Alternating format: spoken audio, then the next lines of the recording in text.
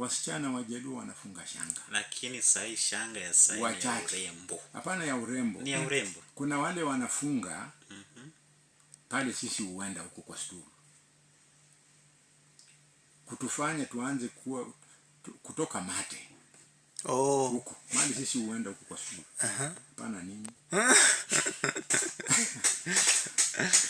Wanafunga hata juu tu. Kwa hiyo longi zao na tunahitaji nguo fupi ambayo haifiki huku chini. Miniskirt. Hapana, hapana miniskirt.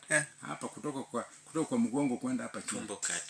Tumbo cut. Ili muone ile blouse inaacha nafasi ya ushanga. Ile uone. Huo ushanga si wa kitamaduni kama zamani. Na hakuna mtu aliona ushanga wa mwingine. Mwalimu walikuwa naificha. Na anaikanda inakuwa kama kamba kubwa. Kwa Waluhya tunaitwa mkomari. Ukisema mkomari huyu amefunga mkomari, ameshona shanga nyingi kama kamba kwa kiuno na amefungia mume wake. Kwa maana mume wake rafiki yake mvulana ni moja hiyo. Mwalimu, kuna dhana kwamba shanga inatumika kwa mazingombwe. Kuna watu wanaweka hiyo kamba lakini ndani yake kuna kitu kingine ambacho kimejificha. Ni kweli ama ni uongo tu? Ni dhana tu. Kuna watu sisi wakati wetu madawa hayakuwa ya wasichana. Lakini kwa sababu watu wamesafiri mpaka mkoa wa Pwani, wameenda Ukambani, wameenda kila mahali. Wanaambiwa ukifanya namna hii fanya namna hii. Sisi walifunga kwa sababu wanakuheshimu. Wewe umemnunulia handkerchief na ukamnunulia na ushanga.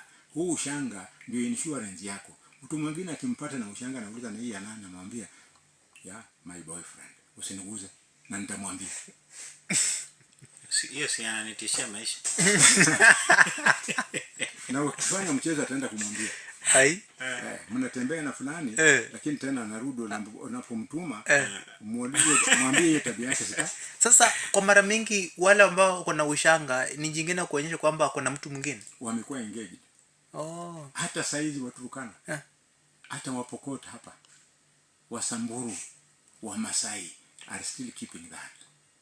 Ukiona mtoto msichana na shanga fulani, iko ya engagement, iko ile ya marriage na iko tu ya kufunga ya waraha. Masai, Turkana, lakini Kiluhya na Wajaluo, Waluhya na Wajaluo bado wako soko. Wanafunga ili tuone wazee tutamani. Bado tuko soko.